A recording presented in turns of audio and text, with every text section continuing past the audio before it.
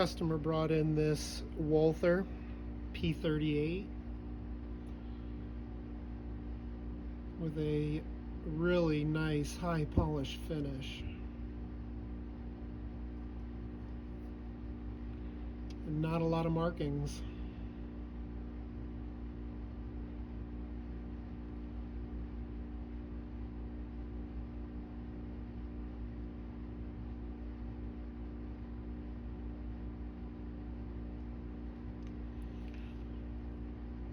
So we do see this German military marking with 359 below it.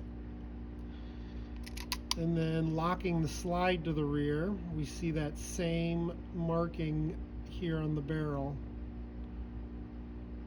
And of course it's a lot easier to read because it didn't get polished like the one on the frame did. And then the only serial number we find is right here on the front of the barrel, and it reads 6160C. That's really the only markings. And on the magazine, we do see that it's polished to match, so it's certainly original to the gun from a certain point. And it reads there P-38. On the back of the rib it says JVD with another German marking. But that's it. No serial numbers to indicate that it was original to the gun. But apparently this gun was made from parts lying around in the factory after the war. So it's hard to say at what point it was then given this finish and then the deep blue. It could have been done in Europe. It's hard to say exactly.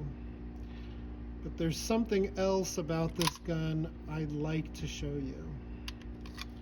So to disassemble, you first make sure that it's cleared, remove the magazine, and then simply take this switch and switch it around like that.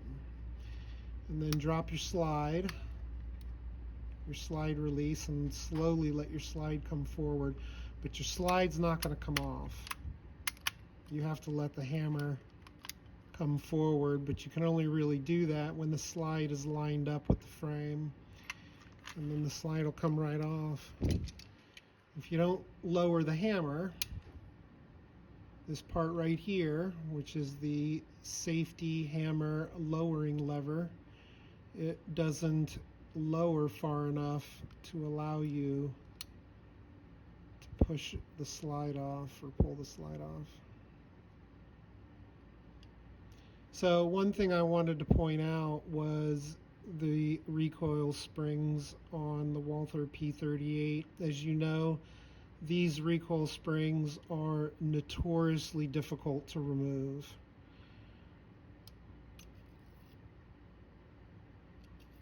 However, with this modification that was done, it makes it very, very simple to remove your recoil springs. I don't know who did this work. Of course, it was done after the finish was applied. If you know anything about the history of this custom work or the pistol in general, please put it in the comments below. I would love to hear more about this pistol. Yeah, that was so simple.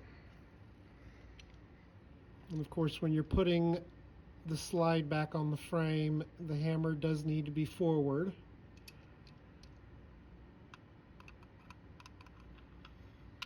And then make sure the barrel lug here is pushed up into the barrel so it can slide over There it is.